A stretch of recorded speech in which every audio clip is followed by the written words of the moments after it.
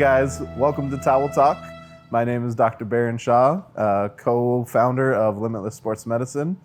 We're creating this podcast just to talk about, in general, PT-related questions, exercise-based questions, best recovery practices, things like that for all of our athletic individuals out there. I'm with Andrew today, who's another PT with us, and we're just gonna chat while we're folding some towels. Kind of the water cooler of the PT world is folding towels, so we're gonna dive right into it.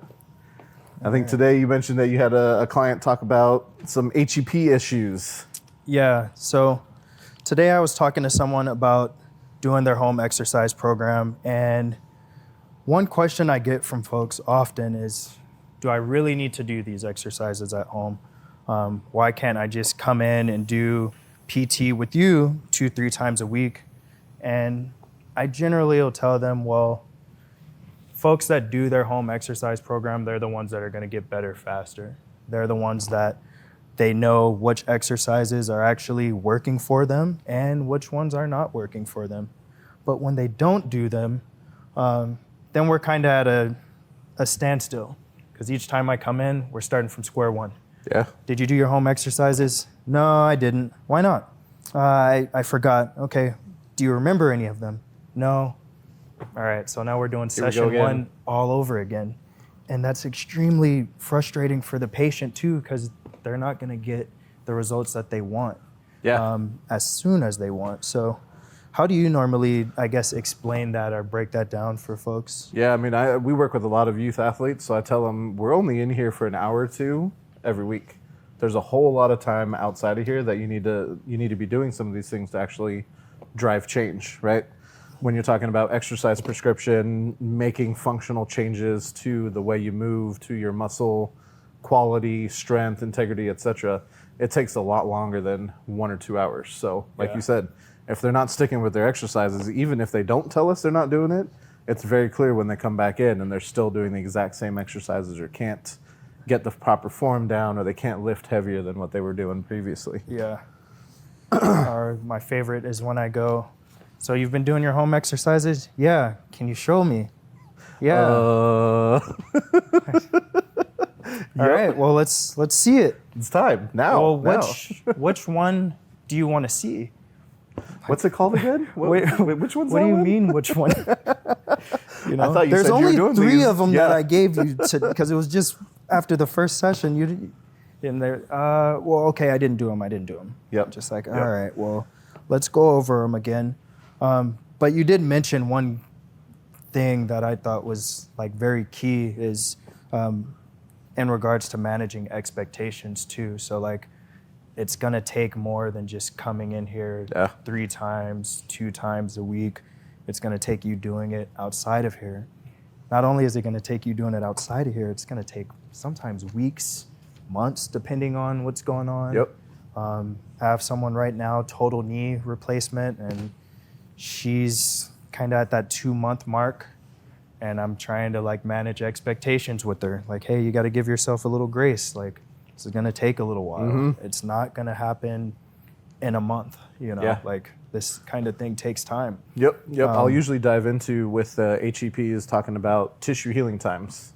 Is, hey, we know no matter what I'm doing to you, overall, your progress is gonna be kind of restricted by our physiology, by our inherent biology. Soft tissues, typically 4 to 6 weeks.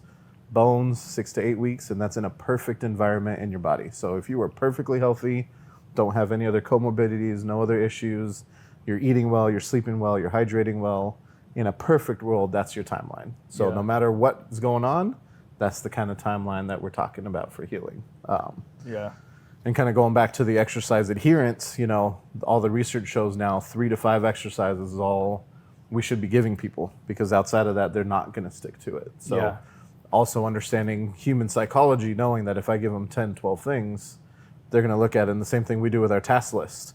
Oh, my to-do list 15 long. I'll do that later.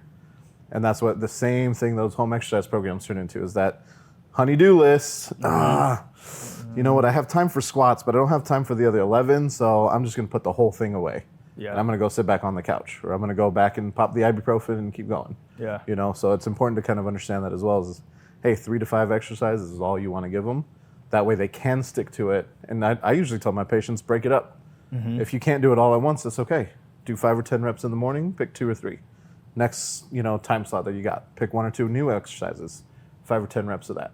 And that way you're moving throughout the day as well. Yeah. You're not moving all at once in the morning and then doing nothing for the rest of the day again. Yeah. Because life doesn't happen like that. We're constantly up, we're down, we're moving, we're out, we're about. So, And I think for sure, choosing the right frequency too when you tell people, big time. which it's interesting because it depends on the person. Athlete comes in, sometimes depending on the athlete, if you tell them do these every day, they're going to come back and say, I did them every day 3 times. Right. Yep. Because I want to get back to. Oh, we did it, yeah. And then it's like, okay, well, we just wanted it once. I just wanted you to do it one time, versus if you tell someone that maybe they're not really big into exercise, they're a little bit older, hey, can you do these daily? That might be a little bit of a chore. So breaking it up, like you said, is like such a good way to get people to adhere and like be compliant. But then also not being afraid, I think sometimes to tell someone, do these 4 times a week. Yeah. Absolutely. Let's start there. Yeah. We do it all the time. We're a cash-based clinic, so everything we tell clients is, hey, yeah, we can adjust to the frequency, everything if you've got financial constraints, whatever.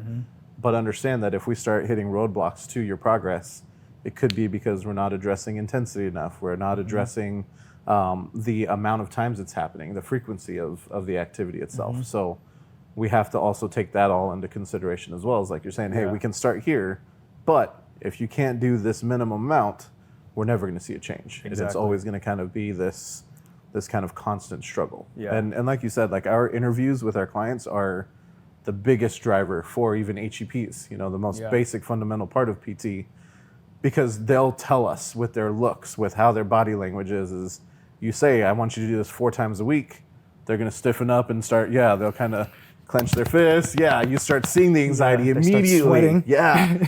So then you can tell them hey, okay, that seems like that might be a problem. Yeah. Tell me more about your day-to-day schedule. Hey, I've got 4 kids at home. I take care of everything. I'm a single mom. Okay, cool. Hey, let's start with 1 time every other day. Can we do that? It's almost like finding, kind of meeting them where they're at and then kind of coaching them along. Part of what we do is that coaching process. We can't just throw exercises at people and say, hey, do this 3 times a week, 10 times, and you're going to be better. Yeah. It's also understanding, hey, there's other life factors that are involved in this, and how do we guide you from where you're at now to where you want to be in the future? Yeah. So, for sure. And that's the other thing, too, that I try to express to people when they get started, that interview process, like you're saying, and being able to go, okay, reading the room a little bit, understanding this person's background, understanding what you can throw at them, giving them like those cues, are teaching them along the way too. So then that way they're not feeling like super overwhelmed. Because I remember going to PT like as a patient and being like, okay, what's gonna happen? What do they need me to do? What's gonna happen? PT comes in, looks at my knee, does a couple of things. Here's these exercises. I'm like, okay, I'm gonna do these 100 times. To the point where I'm getting sore, my knee's swollen all the time, and I'm talking to the PT and the PTA, and they're going, well, how often are you doing this? It's like, I do this every day. They're like, you do all of these exercises every day. They're not expecting it. Yeah. Every exercise we do in your sessions, you do them every day? I go, yeah. And the days that you come in, do you do? Yeah, I do them again at the gym. Later, yeah. And then, so it's like, actually taking the time to really like hear and see that person when you do the interview, so you can kind of pick up on that kind of stuff. Like, is this the person that's getting scared, or is this the person that's kind of looking at the exercises going, well, are you gonna do, can I do that one too? Can I do this? Can I add this? I'm gonna do 5. Can I do a little bit more? That seems kind of easy. Can we, and knowing who you're dealing with, I think makes a huge difference, which that's why I like the model that we have here. Yeah.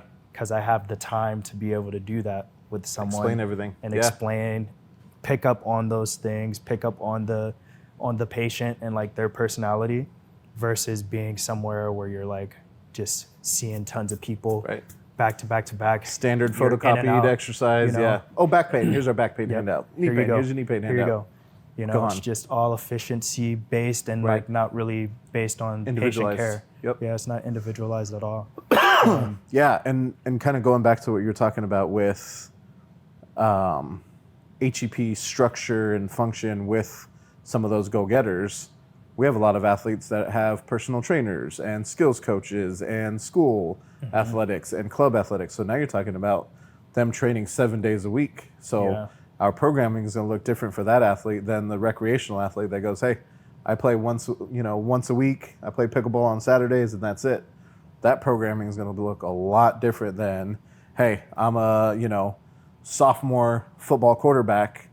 I'm training 7 days a week. I have a skills coach for quarterbacking, and I've got a strength and conditioning coach for speed and agility and power.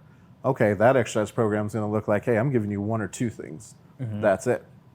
Whereas pickleball, you're getting 3 or 4 things because you're not doing anything outside of here. So, I think that's a good point to kind of elaborate on a little bit too, just because of the amount of athletes that you've worked with, and having to balance between their strength and conditioning coach, their regular sports team that they're on, any other outside training that they're getting, and then also trying to make time for, they're doing their PT exercises and what stuff you're usually giving people in that scenario. Sometimes it may not be we need to strengthen this area. Right. They may be very strong, right. but it could be a proprioception thing.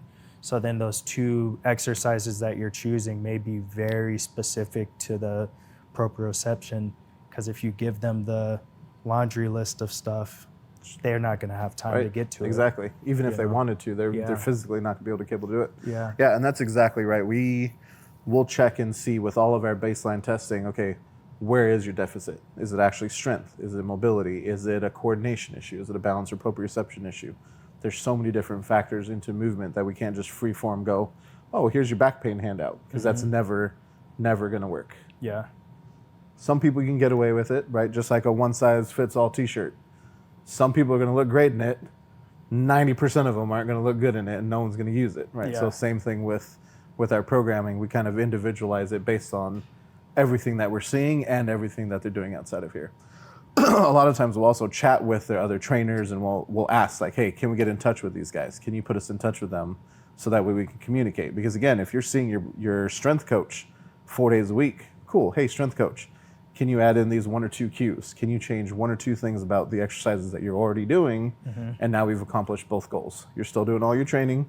You haven't missed out on anything, and you've incorporated your rehab. Now we haven't added to your caseload or your workload, essentially. So it's and we're thankful to have a good network in the community of personal trainers, physicians, everyone that we can kind of work with and chat with to guide amongst all these youth athletes, for sure. Yep.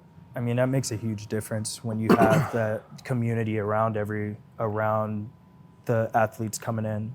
You have access to doc, you have access to the trainers, the coaches, and so everyone's on the same page. Because I know working in other settings where I didn't have that, it's well, you have all this stuff going on. We can work on it in here, but then when I see you, you just got out of practice, right? Or you're about to go to practice, and the type of PT that I need to do with you is probably you're gonna be a little sore afterwards. You don't want to go to practice after You're probably not going to want to go to practice. And so can we figure out how to get you on a day that you're not going to practice? Or can I figure out what movements and exercises are you doing? Can I get a hold of the coach? And then it's kind of hard to. So then I'm left with, okay, well, what are the things that are going to not aggravate stuff? Yeah. So you're just putting fires out with the home exercise program more so than back to baseline. Hey, or you're waiting until the off season, right? Yeah. So you're just putting fires out until the off season, and then, okay, now we can kind of get after it. So having that direct contact makes such a huge difference. So then that way the home exercise program and whatever they're doing can kind of mesh together, and then you're not just putting fires out, they're getting better. They can just go back to doing the activity at a high level. Yeah. And we, kind of going back to what you touched on is